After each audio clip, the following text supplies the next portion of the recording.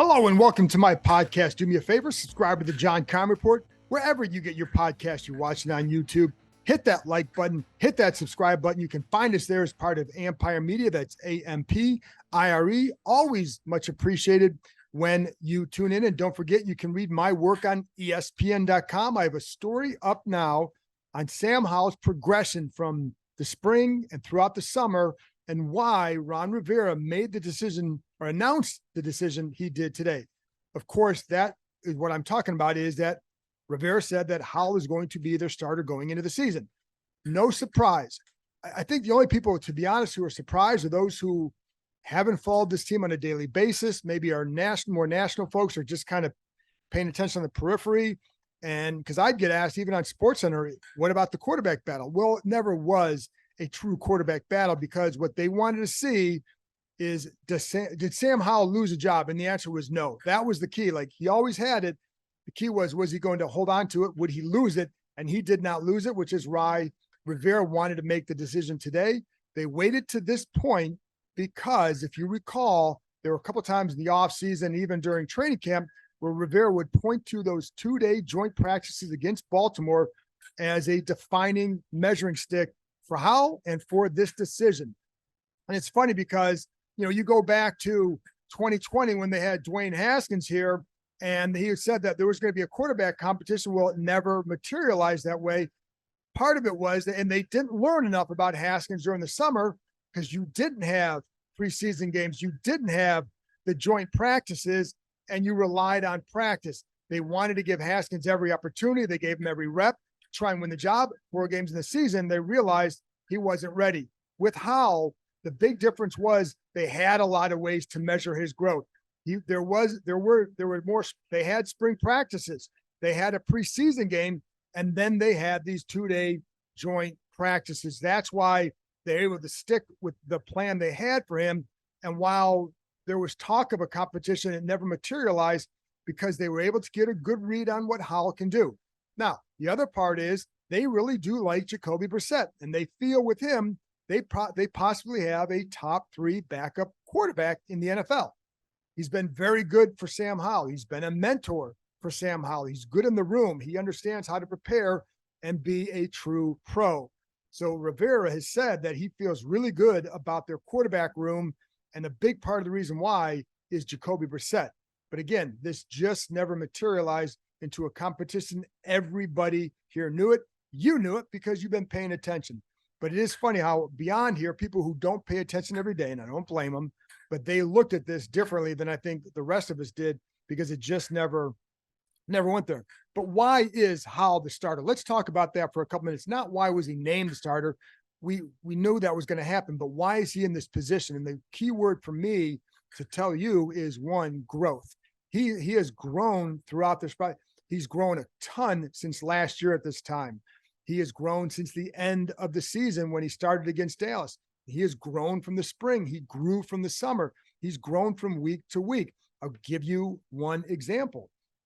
I was going to talk about this a little bit, but I'll tell it right now. So last week against the Browns, and I pointed out to you, there was an RPO run where he doesn't get the proper drop on it. It was the first run play. That was where Leno gives up pressure inside and Robinson gets stuffed.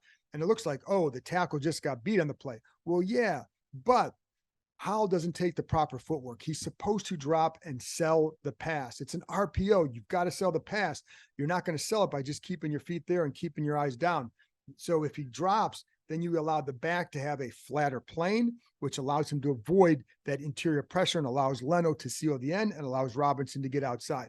Just that little bit of footwork can cause those kind of issues. And, again, people are going to think, oh, the tackle or this or that.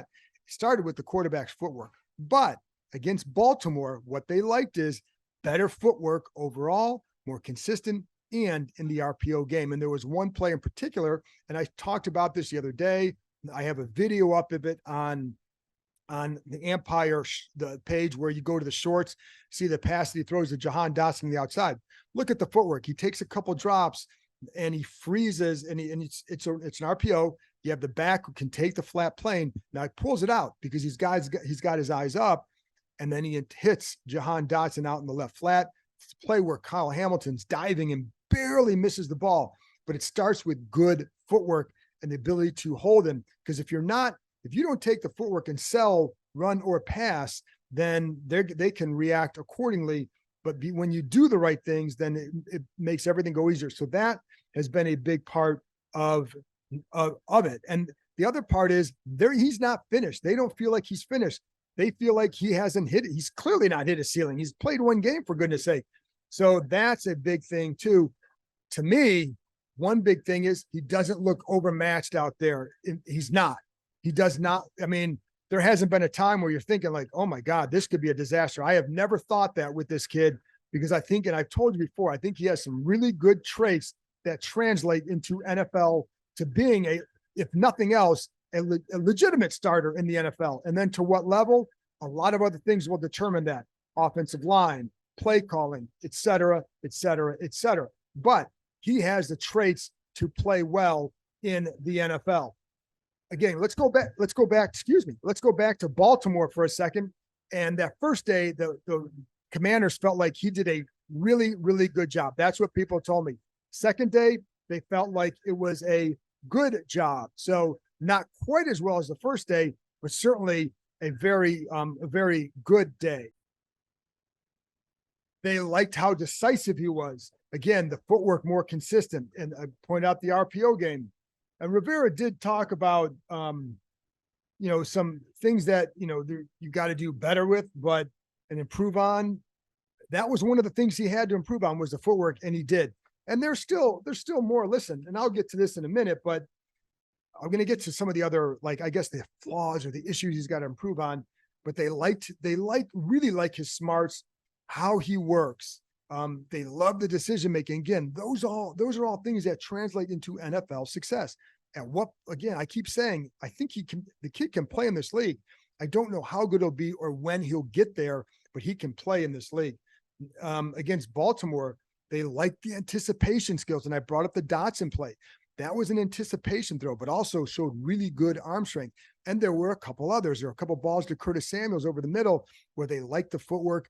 It was proper, ball out in time, good rhythm, good anticipation, the throws in there like that. And just, that's what they want to see. The quick twitch throws, also part of what they like about him. And you saw that there was a play against Baltimore. And I got to keep going back to that, because that sealed the deal. Had he not done well up there, then I think we're gonna have a different conversation today. But he did. He certainly, again, he didn't lose it. And Jacoby Brissett has been fine, solid, but he never got to the point where he was saying, oh, you got to play him instead of Howell. And Howell never got to the point where he said, oh, you got to play Brissett.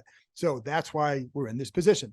But also the quick twitch throw. So there's one play where he's looking off a guy, gets to his first read, gets to his second read, it's Terry McLaurin, boom, ball's out. That's the quick twitch throw. And that's one of the things that when Kirk Cousins was here, and I always bring up his name because, again, mid-round pick, whatever. But they always talked about Kirk Cousins' arm talent. And it was always it's not about did he have a howitzer?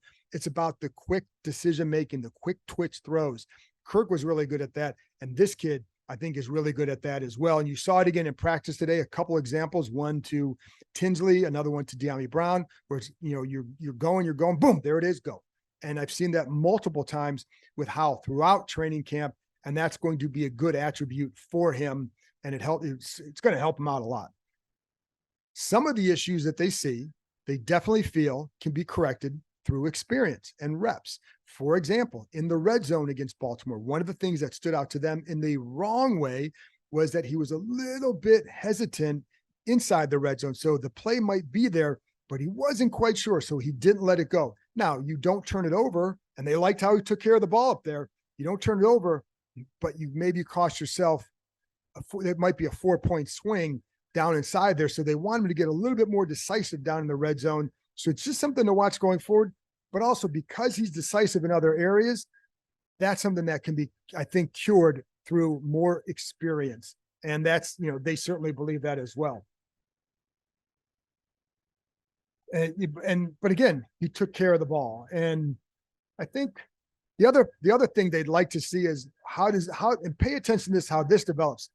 Does he take the profit? And you always hear quarterbacks like Peyton Manning talk about take the profit. In other words, take what's there. If it's your first read and it's only 7 yards, take the 7 yards because you can never go broke taking a profit, and then just kind of nickel and dime, wait for your opportunity and go. So just that's something to pay attention to as well. I also like the quick game with Howell, and I think that's been very obvious during training camp. I think it's going to be a strength of this offense. It's something that when you watch what Mahomes did in Kansas City, they use the quick game a lot. So that's a staple of Bieniemy's offense, but I think it's also something that Howell does very well. They'd hoped they would get that from Carson Wentz last year. It did not materialize. They did not feel that Heineke was as good in the quick game, but they really like how Howell is there. And so I think that's something that has shown up throughout camp as well. The other thing is you look at the maturity of the kid. This is a kid who, when he was a freshman in high school, was his conference's player of the year as a freshman in high school. Gets to UNC as a freshman, a true freshman, throws for, I think it was 38 touchdown passes, opening day starter, just wins the job right away, goes on and has a big year. The kid, and the word poised is used quite a bit with him. Terry McLaurin used it the other day. Jahan Dotson was using it today. And when you get that and the command of the huddle, it all adds up to a guy who, again, has a chance here. This kid has a chance. And the other part is you look at how he's taken this all in. Like, I don't think he's not sitting there celebrating the fact that, oh, he's the opening day starter. As he said, it means a lot, but this is only the beginning. And he said that I have a lot of work ahead of me. And so he understands that it doesn't end here. And this is something I always go back to Brian Mitchell with this, because I remember when I remember talking to Mitchell, B Mitch early in his career here, talking about, draft status. He's the 5th round pick. And his attitude was always, some people think they've arrived when they got drafted. He goes, for me, it was just a start. And I get the same sense with Howell because the kid has come a long, long way. So there you go. That's what you need to know about the quarterback decision, or just the quarterback. I say situation because we know what the decision was going to be. It was going this way the entire time. And certainly when they got through Baltimore, Cleveland, and then Baltimore, this was the only way it was going to go. But what they like about Howell and some of the depth of it, I just wanted to share that with you. So let's get now to today's practice. No, not full pads today. A couple guys weren't going. Tight end Logan Thomas still not out there, was doing some stuff on the side field. Chase Young, individual, not going through any sort of situation where there might be contact. Charles Leno was not out there. Not sure what's going on with him. He didn't do a lot. He did not play in the last series or two against Baltimore on Wednesday either.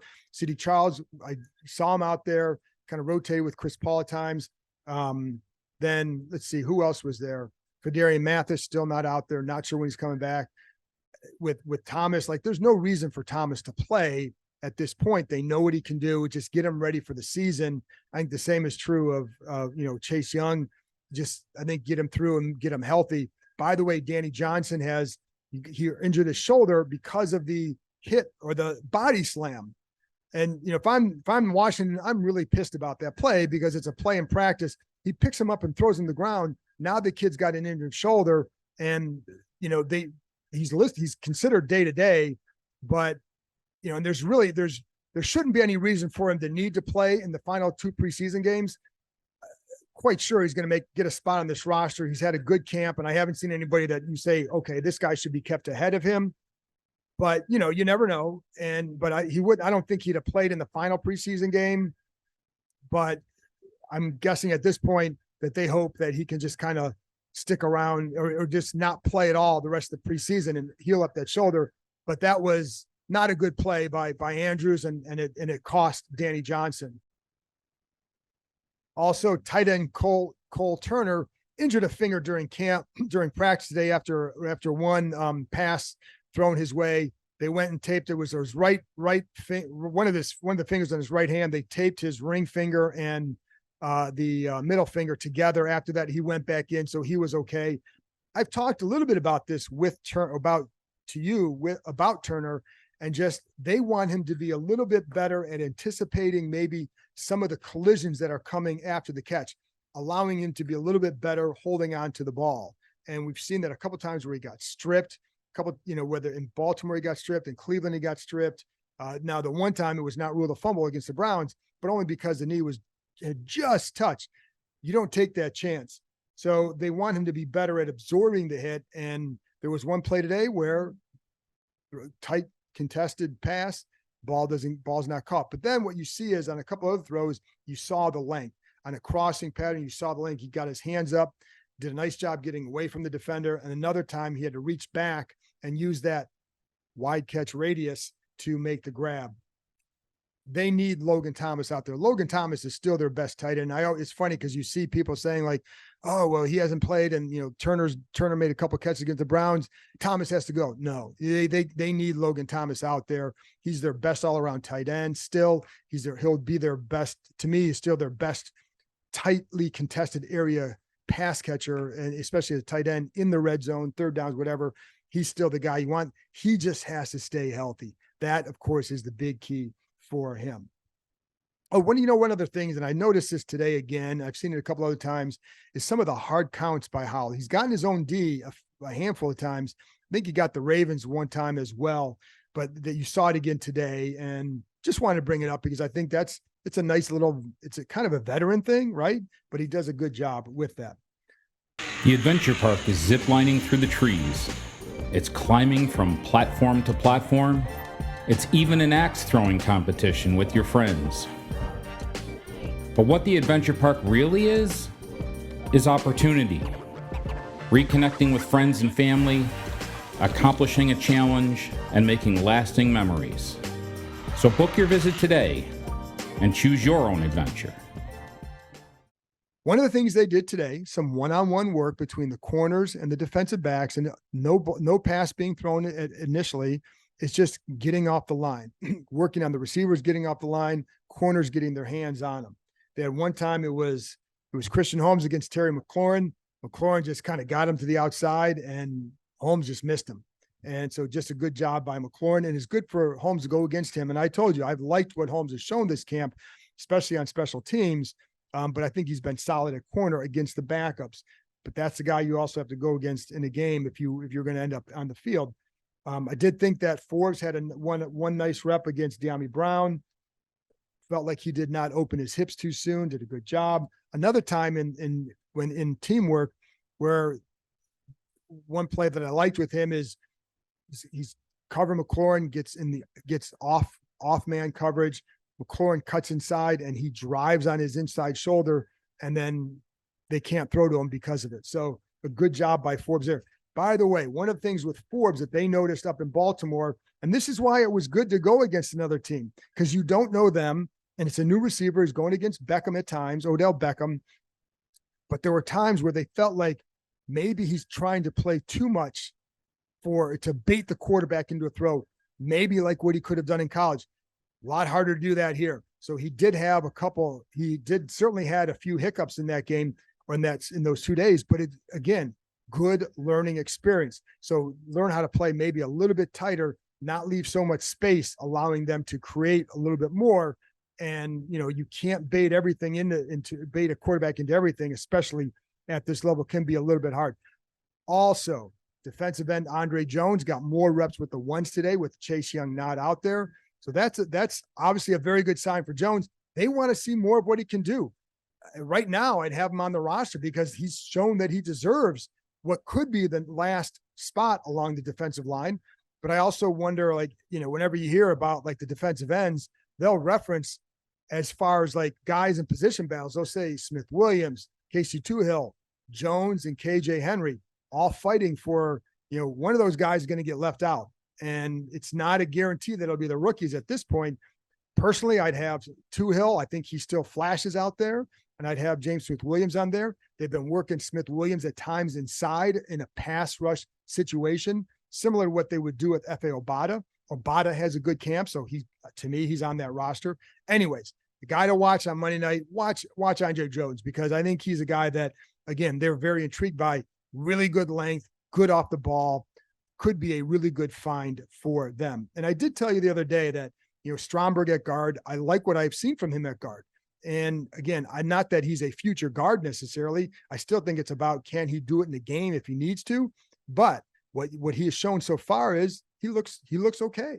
And I think, speaking of guards, I think one of the guys, and I was talking to Sam Cosmi afterwards, at how good he feels playing inside. So I know the line together has to keep improving, but I do think like Cosme, I think could be a good solid guard for them. He's got athleticism. He can get out in space, but I think he's also pretty good at absorbing hits, knowing how to, and being able to anchor and being able to handle some different kinds of defensive linemen. So anyways, but he's feeling more comfortable. And then the other one, this was Jamin Davis. I think I told you against the Browns, he had that one play where his leverage. If you see the receiver catch the ball on a flat route against him, they are okay with that. And that's what happening is they're guarding the middle. They do not want the big play in the middle. Saw that again today, gets Antonio Gibson, forces him outside, makes a stop there. The other thing that was interesting too is, and this is where that communication comes into play. And on this play, this is in the red zone inside the 5. There was one time where there's a stack formation to the right and Davis is lined up in man coverage against a tight end. Well, then there was a back, Gore on that play goes in motion to the backfield. Well, that changes the coverage. So Davis shifts in size. It changes everything. And what you hear is like, somebody on the line was like, let me know, Jamin, let me know. Or someone on the other side. And so Jamin's like, I got you. So that way the communication to know who has what, and nobody looked out of place or confused, but it starts with that kind of communication. And even after the snap, when Jamin starts going out to the flat, he is communicating that he goes, I'm out here. So that's that talk, but it's kind of cool to see and hear that during practice, because those are the things that you're not going to get a chance to know in a game, how it's going, but it's a huge, huge key for any team. So that's it from me. That's the practice report for Friday. Sam Howell's a starter. No surprise, of course. I know you know that. I'll be back on Saturday wrapping up I'm expecting a padded practice in front of another big crowd. I think this is the last big day here. It could be 10,000 people out here again for the final one. So expecting some good practice stuff. I'll get that for you Saturday. Also going to play an interview that I did with Jeremy Reeves after my practice report. So I think you'll enjoy that as well. So there you go. I'll talk to you next time.